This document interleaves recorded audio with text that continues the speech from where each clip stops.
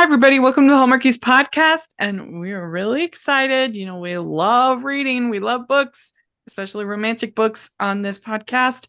And we're talking about the best and worst, everything, our reading year in 2024. It's going to be so fun. And I'm film critic Grace Wagner, and Bree's here. Hello, everybody. How are you doing? Oh my gosh. I'm doing Christmas is over and I'm sad. I literally like right before we hopped on to record, my daughter and I took the Christmas tree down because I would have left it up, Rachel, for like Yeah. another 3 weeks because I'm just lazy. Like Well, I think people are I leaving it up later this year yeah, because it's all started later. You yeah, know, because yeah, Thanksgiving was the last week of November, and so people got started later. yeah. Well, I put it up like, I mean, you know this, my friends know this, and it's like no secret, but like I'm newly separated. So when my husband moved out, I think like November 1st, I was like, I'm putting the tree Or up, you put up early, And so yeah. it's literally been up for 2 months. And yeah, I always keep a little bit of Christmas out anyway. So like I have a couple of things that I'm like, my daughter's like, Mom, let's just leave them out. And I'm like, it's fine with me. So um, but I go back to work tomorrow. We're recording this on the 5th, Same. and I go back. It's a teacher work day tomorrow. But I'm just excited because I was like, the next big thing is spring break, and then it'll be summer vacation. So, how are you Like the though? year's Like it's practically gone. the year's practically over.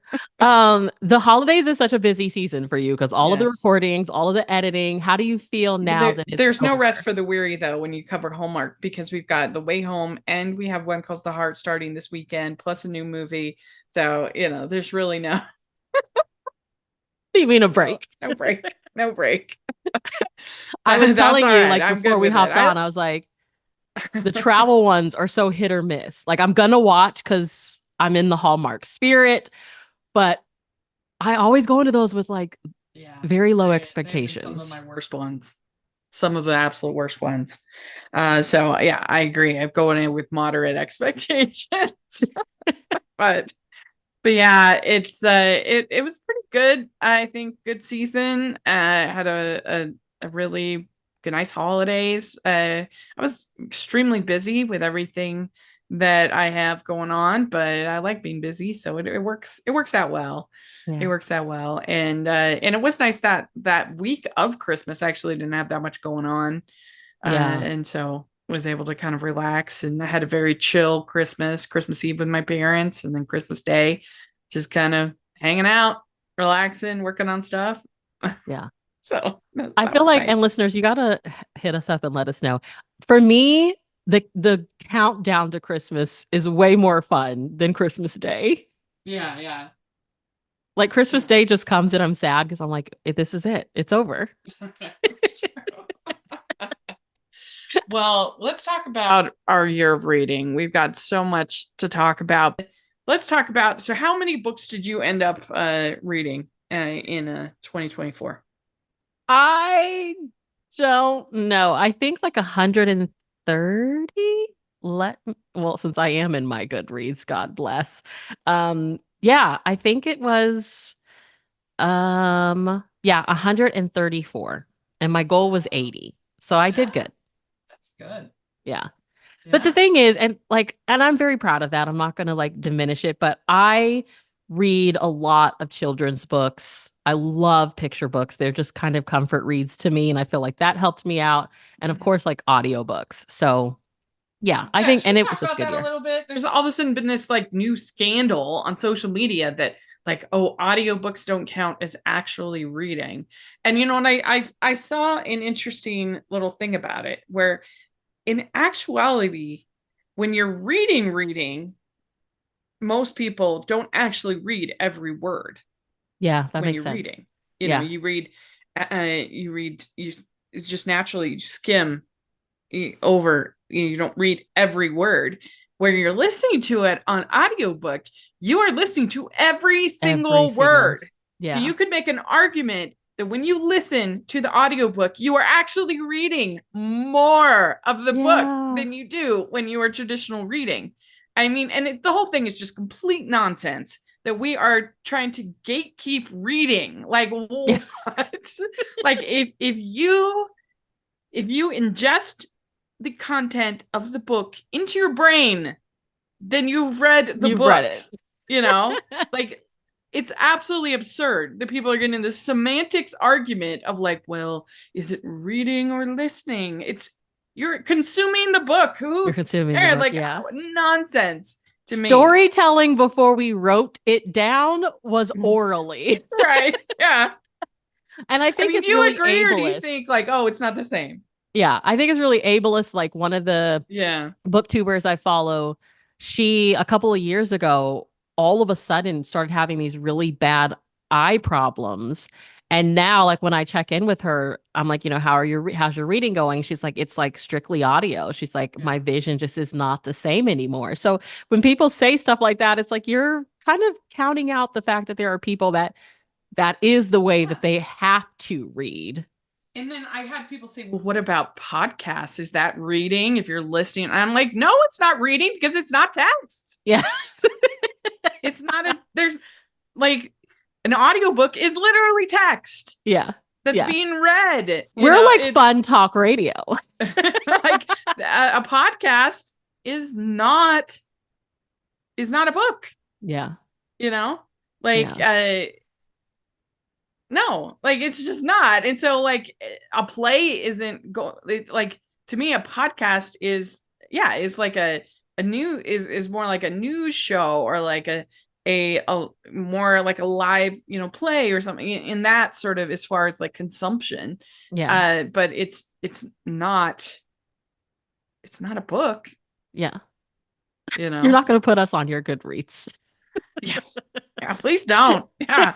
And so I was so annoyed by that whole conversation. I'm like, how is this a thing? And the thing is it pops up every year. I know. Every It year, seemed like somebody. particularly this year, I don't know what it was that made people like, oh, it's not really reading Yeah. if you listen to an audiobook. Yeah. And I'm glad you brought up that point because I read last week two like fantasy romantasy chunkers. And I just think if I would have sat and tried to read them myself, I probably would have not made it through. Yeah. And there's so much that I probably would have missed out on. But because I sat with my physical copy and I had the audiobook in my ears and I sat and followed along, I feel like there's so much more I retain because these are like 700-page books. Yeah. And I'm like, I feel like I know so much because I like followed along with the narration. So Yeah. I don't know. And sometimes the narrators can add a lot of character and color and different voices and it can make it a lot more engaging Yeah. than I can just in my own head. So reading last year, I know you read a lot for the podcast. Did you Yes. feel like you mood read it at all? Like how would you describe your reading year last Yeah. year? So I read I ended up with 43 Okay. books read, Good. and I had 22 of those were for interviews Oh my God. That's of the half. 43. uh, and I had great experiences. You know what? Even if I was like not in love with the book, like there wasn't anything I hated or I'm like I can't endorse this because it's terrible. They were all like on some level of tolerable to like I really really liked, as far as the sponsored books. But it was interesting how a couple that I was less excited about, I did appreciate them more after interviewing the author Good. and hearing their perspective and what they were thinking about and why they made the choices that they did and things like that. But yeah, so I had I think I interviewed over 30 writers Good. Yeah. for Hallmarkies podcast on the pod, and 22 of those were book authors, because that's been our main sponsorship. Uh, Yay. yeah, it has been, and that's been really really fun, especially Harpeth Road and Baker Bookhouse. They have been incredibly supportive of the podcast, and I'm so grateful for Oh, I that. love And Jenny Hale. I love yeah, her. they were our main sponsor over the holiday season, which I am, really grateful for. They had there were the Noel Bridge. There was the Holiday Bake Off by Lindsay Detweiler. I interviewed her, and Noel Bridge, Jenny Hale interviewed her. The Christmas Coin, Lindsay Gibson. I had her on, and we talked about, because I'd already had her on earlier in the year to talk about her other book, and I talked about Fly Away Summer, so I'd already had her on, and so we talked about the book, and which was very enjoyable, and then we also talked about the best Christmas pageant ever, Yeah. which is a great book, and so it was fun, and the movie was so good, and so And I that know they're was. like re-releasing. Maybe they already did. They re-released Terry Wilson's books that she published with Oh Hallmark yeah, yeah. before it closed. The Yeah, and we had Princess Terry one. on the pod, Yeah. and Yeah. she's great. And I didn't read those ones over again, but I did read, and this were like my fun reads. I read Faking a Fairy Tale. Dude, I was excited. I love that series. And that was really fun. And then Her Man of Honor. So I think there's one more I still need to read from that three. Yeah, there is. There is. But Because I Faking really a enjoyed Fairy Tale, I those. think, was the third one. Her Man of Honor was the first one, right? That's the one with the taxi cab. Yes. Okay, so Faking a Fairy Tale is book two. So What yeah, so was I book still have to read the three? third one. Yeah. Oh, it's so good. It's gonna bother me. What's the third one? Anyway, we'll figure it out. Yeah. Ho, ho, ho. We'd like to take a second and thank our sponsor for this episode of the podcast. It's the Hallmarkies Patreon. Do you love Hallmarkies podcast, especially at Christmas? Do you enjoy the holiday previews, recaps, interviews, and bonus episodes? If the answer is yes, please consider supporting the Hallmarkies Patreon. We need your help to do what we do both during the Christmas season and all year round. But not only do you help a podcast led by strong, independent women by becoming a Patreon, you get to become a part of the Hallmarkies family. Starting at only $2 a month as a patron, you will have access to our Facebook Patreon group where we talk about the movies, shows, and more all year. We also have many monthly patron watch alongs with guests like Lacey Chabert, Natalie Hall, Paul Campbell, Mary Lou Henner, and more, giving their behind the scenes details of their films. As a patron, you also have the chance to provide input into the podcast and even join us at different tiers. So this Christmas season, spread some cheer to the Hallmarkies Patreon and become a member today. You won't regret it. Go to patreon.com/hallmarkies to learn more. That's patreon.com/hallmarkies. Did you have a favorite of their 130 that you read? Oh gosh, Faking a Fairy Tale is actually on my favorites list. So there's that. I can't say that I had one specific favorite. And that's like this year, I'm going to try to be really specific with like, oh my gosh, this book was flawless and like I'll never get over it, you know? But I do okay, so I guess a couple that I would say. Like I loved Faking a Fairy Tale by Terry Wilson. It is on my favorites list. That whole series, I feel like became my personality while I was reading it. I loved it so much.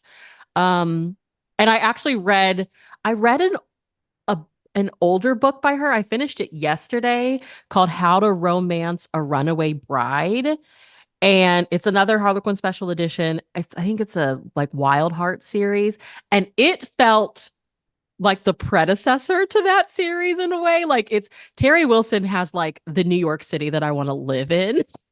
So I'm just like, Miss Terry, you need to write more New York City romances. So maybe Faking a Fairy Tale, like it may be the one that's like the book of my heart from 2024. And But Terry does Closed Door, I think, so well. Like she making does. her books really sexy. You don't feel like you're missing out on any of the steam Yeah. but also like not, because sometimes the steamy books actually can get kind of boring for me. I'm like, Yeah. okay.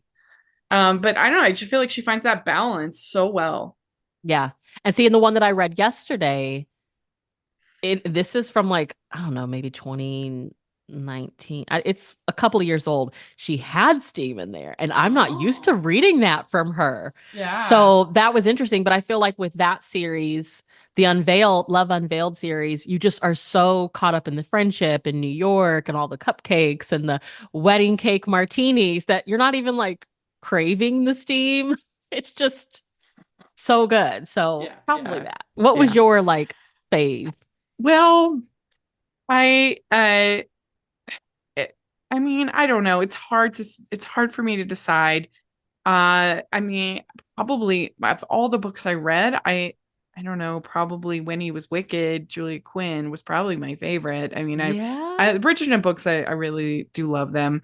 And but I also I did have kind of mixed feelings about Nothing Like the Movies. I mean, my expectations were unrealistically high. I knew that going into it. Um, I did like it. And I think part of it is I just liked the characters. I just like the characters so much. And I Yeah. like how Lynn Painter, I like how she writes those characters. Mhm. But I was kind of bummed that she decided to have them break up at the beginning and to have them be like for most of the book, have them be antagonist towards each Okay. other. And I was like, ugh, I hate when that's the choice first. I mean, it's so hard to do a rom-com sequel, Yeah. and so often that's what they choose to do. Well, we got to have them break up, and I just don't believe in a million years that Wes would do that and would. And he's just too in love with her. I just don't believe it. And Yeah. but it did win me over. The book, I can understand why fans were very divided about it because I was myself divided about it.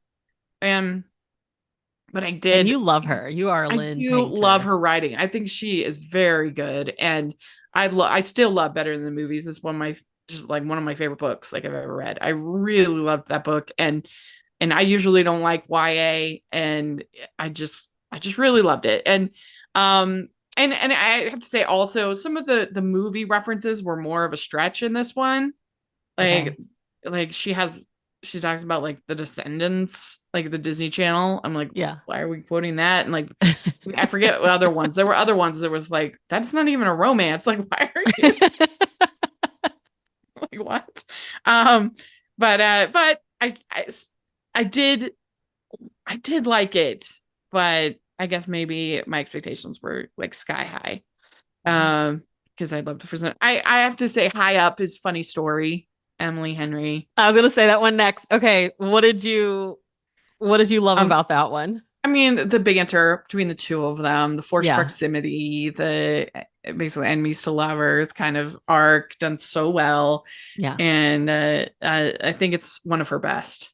The premise in that one is bananas. Yeah. Like they're both dumped and their significant others end up with each other and it's like we both need a place to stay kind of thing. Let's just stay with each other and the whole like show I want to move away from this place, but then it's like, well, let me show you how good of a place it is. Like the dialogue though, I mean the premise was crazy. But yeah, it was like the band. And that was another one that I listened to on audio. And I remember like walking after work listening to it. And I was like, I just want to keep walking because I want to hear these two talk to each other.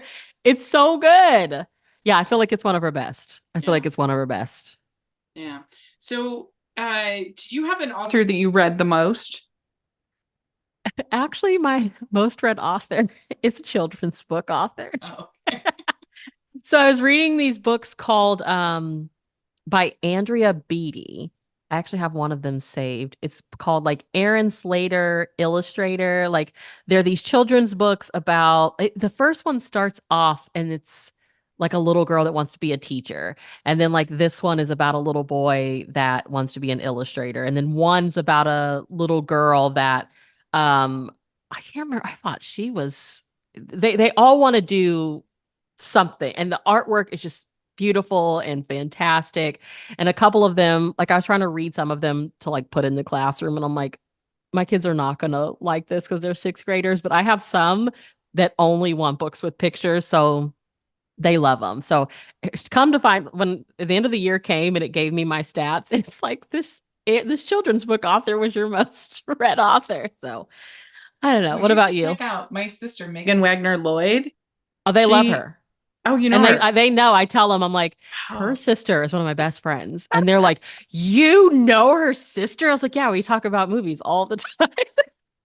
They love her. They yeah. love Oh, that's her. so good. I'll Yes. tell her for sure. Yep. Oh my gosh, what's the pink covered one? The allergic. Oh, they love Allergic. allergic. Yep. Yeah, I it's use really that good. to talk conflict. I'm like, what's the character's problem? She wants a puppy, but she's allergic. Yeah. I'm like, that's the Oh, that's conflict. good. Well, what is a book that you would say is your worst or your one you just didn't love? That's interesting because I don't know. I didn't DNF anything last year. Um, I just kind of know like if I give it like 50 pages and if I'm not feeling it, then I will just kind of cut it off. But let me see if there was anything. I did read one during the holidays called My December Darling by Lauren Asher. And I mean, I'd say that's probably it was kind of a letdown because it's one that I was seeing everywhere. And I was like, okay, it's okay. But I also think it's like part of a series, so I maybe missed out. I will say I read How My Neighbor Stole Christmas by Megan Quinn, another one that was all over the place. And I was just like, why is this book so long? And then I read Kiss Me at Christmas by Jenny Bayless, which was kind of like you with Lynn Painter. I have read her in the past and loved her. So I went into this like, it's going to be perfect. And it was such a letdown. But I mean, I finished it, guys, but I was just like, this is not hitting like her books usually do. Yeah. So, what about Well, you? for me, the by far worst book I read was It Ends With Us and Colleen Hoover. I hated this book. I thought it was terrible. Have you read anything I else by her? I have not, and I will Okay. not. Unless you want to sponsor the podcast, then come on. I'll read it. But other than that, I'm not. Um, I really, really disliked this book. It's one of those. There's a certain brand, particularly that was very popular in the 90s, that's not as popular now. Well, maybe she's very popular, so maybe it is. But this brand of female supposedly empowerment stories where the whole thing is that men are trash, men are pigs, and that the whole thing is for women to get out of these relationships, and that's like the empowerment. And that's basically what this book is. Like, her dad is abusive, horrible. Her husband is abusive, horrible. And then like the big triumphant ending is like she has the baby, and sorry, spoiler alert, she has the baby, and she says it ends with us. That's it. It's That's just it. me and the baby. And so it's supposed to be like empowering, get out. I hate, I hate you, which I'm not saying that's not empowering to like leave an abusive relationship. I understand that. But like, to not have like any humanity for your characters, to not have like, I mean, to just have these people that are just horrible, I don't know, Yeah. like, to not, I just hate that. I hate that dynamic. And there is, so she has this like high school love who is, I guess, supposed to be your counter argument, but like he's also very kind of clingy and needy and um not the best. He was better in the movie than in the book. But still, and I do think they did what they could With the with movie. the movie in adapting it. Like, if you're a fan of that book, you probably loved the movie because they did a pretty good job, but I hated the book.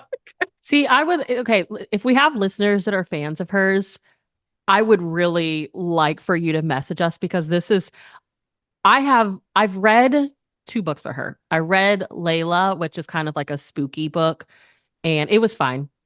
I read Verity, and Verity is very, you either love it or you hate it. Most of my friends that like have read it and don't like it for a couple of specific scenes. But I think that is actually one of the best books I've ever read in terms of like characterization. Like, Verity is nuts. So everything in there that people are like, I could not with that scene. I'm like, but she's nuts. Like, what do you expect? Um, but I have no interest in reading the rest of the books, like that one that you were talking about. And I would like to hear from our listeners because what gets me, because that's not the first time that I've heard stuff like that about her books. And there's tons of stuff out there about Colleen Hoover as a person, and no shade. I've never met the woman. But what gets me is like when I go to Barnes and Noble, they will have entire shelves into like at one point there were here in San Antonio, there's a college UTSA, and they have a Barnes and Noble very near there. So college age women, and they had three sections for Colleen Hoover alone, a whole shelf and like two tables.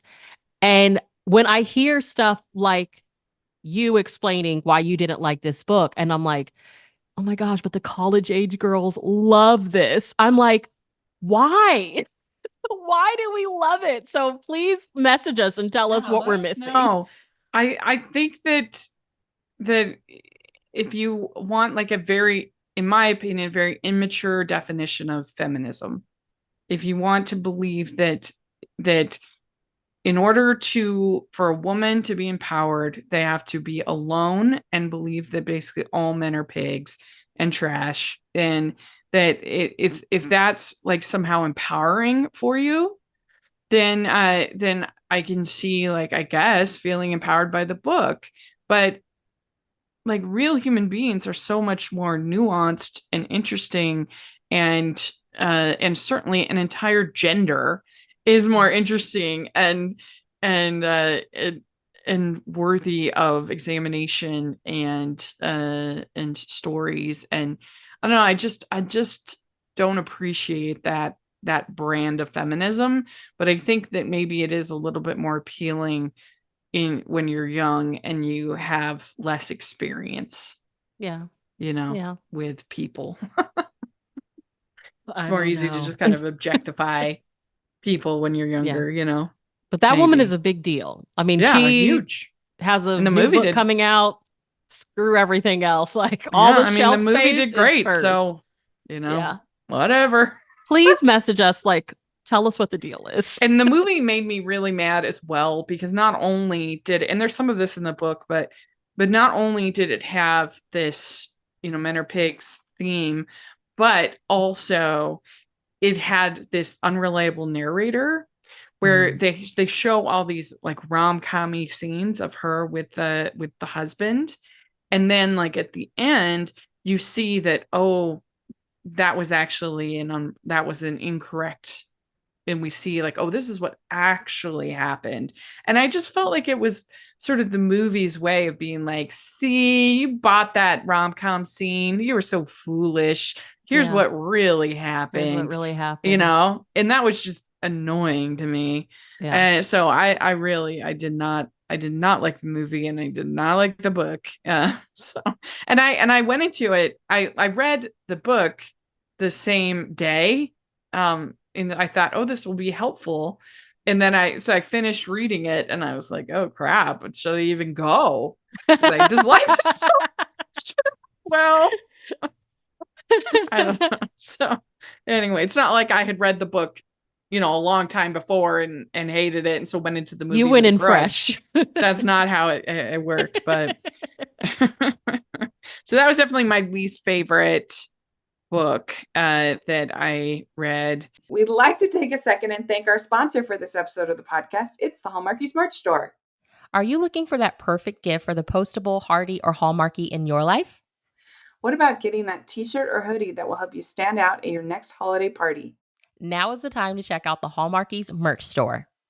Full of festive designs by artists like Jessica Miller, Carrie from Hallmark Comics, and more. You can even have more than just shirts, but totes, cell phone cases, notebooks, mugs, and more. And it isn't just Hallmark. We have designs for Anna Green Gables, Man from Snowy River, The Nanny, and more. Every purchase at the merch store goes to help support the podcast and allows us to make the great content you know and love. There are frequent sales, so go to tpublic.com/stores/hallmarkies or see the link in the description.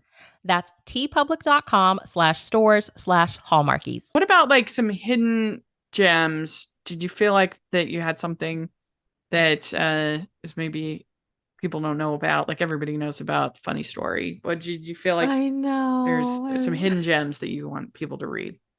I mean, I feel like this isn't necessarily a big hidden gem because it was one of those book of the month picks. But guys, if you didn't read The Most Wonderful Crime of the Year specifically, and this goes back to our audio conversation, if you just listen to it on audio, it's like Knives Out, but like Christmas. And it's like this old crime writer invites them to her home and then stuff. It's like a mystery, but a romance. And I love the audio because every now and again they'll do like these old time radio cut-ins and it I don't know. I saw it kind of floating around, but nobody really talking about it. So definitely like add that onto your like holiday reads list for next year. Or if you're like me and you're still reading Christmas books, guys, read this book. I thought it was a lot of fun. What about you? Yeah, well, one I would recommend is reading From Hollywood with Love by Scott Meslow. We've had Scott on twice on the podcast this year, but it's just like a very detailed chronicling of the romantic comedy and as a Oh, movie genre. This is a very fun nonfiction read that I think people should check out. I really enjoyed Faking Christmas. Carrie Winfrey, I think you recommended that one to me. That one was really, really good. And I recommend the let's see here, what's another one? I really enjoyed The Library of Second Chances by Savannah Carlyle. We had Savannah on twice. She's great. And I thought it was just like a very cute classic rom-com story. That one was good. I also really liked Beyond Ivy Walls, by Rachel Fordham. That this was kind of a, I think, Victorian take of Beauty and the Beast, and I thought the characters were good, the writing was good, and so I enjoyed that one. I pulled up From Uh, Hollywood with Love because I was like, don't I have that in hardback? And I do. Oh, it's good. okay. It's good. Um, let's see. Was there anything else that was more? I mean, there were a lot of fun books that I Last read. year, yeah. One that was kind of bonkers. I can't say I recommend it, but it was interesting. Was Jane and Edward by Melody Edwards. This is Jane Eyre put in a modern setting, like, Oh and gosh. it's instead of being Thornfield Hall, it's like Thornfield Corporation. It's in like a business, and he's like Rochester is like her boss, and I don't think it really quite worked, but it was entertaining to read and be like, what the heck? How are they going to try to bring in all these elements from the story into this modern? So that was interesting. I think Yeah. it's just interesting that people are trying. Like they're just Yeah. trying to like still bring these stories into the modern day. Yeah. So that was entertaining. And I liked both of Stacey Agdern's books this Oh, year, Stacy. Yeah. that she had The Dating Contract and The Dreidel Disaster. Those were both fun reads. Good. So I like that. And I think that basically covers most of my Yeah, like I feel like a lot of what I favorites. read wasn't really hidden gems. Yeah. Scrolling, I'm like, Abby Jimenez. Nope, everybody read that one. I'm like, I did not Yeah. read a lot of hidden gems, I guess. Hmm. But I think that let's see if there's I mean, pretty much everything I read for the I mean everything I read for the podcast I enjoyed. And it was fun to reread the Bridgerton, especially because this series was so disappointing. Mhm. Oof, that was I did bad. read early in the year. I mean, it's Catherine Center, so I'm assuming there's a demographic that is like, this is not a hidden gem. But I did read Happiness for Beginners just because I loved the Netflix Oh. adaptation so much. So I bought the book and just Uh-huh. like breezed through it. Guys, if you have not read Miss Catherine, the girl can write a book. And I Yeah. loved the movie. So watch it on Netflix before Yeah. they do their thing and get rid of it. Hmm. Like, So do you have anything coming up that you're especially hyped for? Yes. So I think the next two things that I'm going to work on are Jill Shalvis has an upcoming book and BK Borison. Now, BK is known for this like Love Light Farm series. I've read the first book. I liked it. I cannot get into book two. Like I was literally trying to read it last night and like I started it on Hoopla and it was like, you've already read this book and you were at 45% of the way through. And I was like, why are you trying to do this again? So I'm just going to kind of set it aside. But she has one that's coming out in February, and it's her love letter to Sleepless in Seattle. And guys, don't come for me, but I am one of those people like that is my favorite Nora Ephron movie. And I know it is not that good when you think about it, but I love it. So it's called First Time Caller, and that comes out next. It comes out next month. Yeah, no, that sounds really good. You have to let me know how it is. I don't really have anything that I'm like super like I was with. Well, you know, like Emily Henry's gonna have a new book. Yeah, so I'll look forward to that. I'll look forward to whatever Lynn, writes. And but I don't really have anything specific that I'm like really hyped for. I'm sure I'll end up reading a bunch for the pod, which is always fun. I feel like I don't really keep up with like what is coming out. It's just certain author, like Abby Jimenez is going to put something out in the spring, and so is Emily Henry. So you just kind of I feel like this is kind of a quiet time, and then spring comes, and that's when those like big blockbuster titles are going to come out, and that's kind of our time to thrive. The Jill Shalvis that's coming out next is called Better Than Friends, and then she has another one that's coming out called The Love Fix. So if anybody's a Jill fan, if you go to her website, she has covers for both of those already out. Let's see, I don't see anything on their website. Yeah, because there was a Harpeth Road author I've been wanting to see, like if she was going to put anything else out. Her name was like Susan. Yeah, the Island of Summer Sunsets by Susan Sands. It came out a couple years ago, and I've been wondering like if she's going to put anything else out.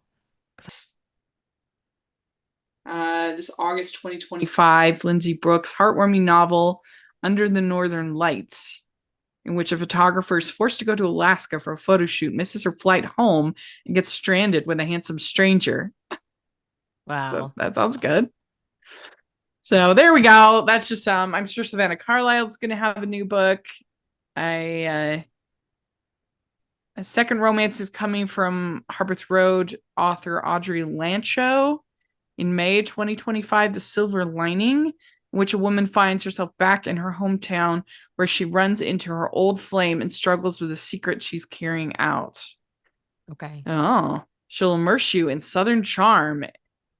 And then just when you side with happiness at the end, you can anticipate her second novel, Out of Left Field, in which a serially single woman flees to South Carolina coast to help her family when she meets a pro baseball star with his own battles to face. So we got two from Audrey Lancho coming. Anyway, so they got a bunch going on. I'm looking at the news, and it said that they signed a TV, film, and shopping agreement for their second title, The Holiday Plan by Emma Linden, the one that I loved that book. But I don't know how long ago they posted this. So, Miss Jenny, if you're listening, can I get an update? Because I loved that book. Yeah, so we love Harpeth Road. We love Baker Bookhouse. We love working with them, and we love working with Harlequin when we've gotten the chance to do that. Everybody that we've gotten a chance to work with Esther Hatch, my friend, getting to work with her, and her books were both good this year. So there's been a ton of support of the podcast, which we're so grateful for, and in the world of books. And so yeah, let us know what you read in 2024. What some of your favorites, least favorites? What do you think of our picks? We'd love to hear your thoughts in the comment section or on Twitter. And Bree, where can people find you? I am online at Bree Unabashedly, and I occasionally host the Categorically Romance podcast. I am trying to get better, you guys. I'm trying to get better. It's busy. It's a lot. Like I don't have kids. I can't imagine getting it all done and reading all that you do with kids and a full-time job. It's a lot. So very impressive. But yeah, and you can find me at Rachel's Reviews all over the place except for Goodreads right now. Don't check there. But everywhere So else, sad. everywhere else, look. And make sure that you like us all over social media, Hallmark is Pod, Hallmark is Podcast. And if you are listening on iTunes, please leave your ratings and reviews. It really helps a lot. And if you're watching on YouTube, please give the video a thumbs up, subscribe to the channel. It helps the algorithm so much, the more subscribers and likes that we have. So please do that. And then make sure you check out the playlist with all of the author interviews, because they're just really fun. And then we also have our patron group, which is the biggest way you can support everything we do. And we have our patron events every month, and we have lots of other fun stuff, and that's a benefit for participating. So please take a look at that. And then we have the merch store where you can get all kinds of fun rom-com inspired designs and Hallmark inspired designs. Take a look at that. And thanks so much, everybody. We'll talk to you later. Bye. Bye.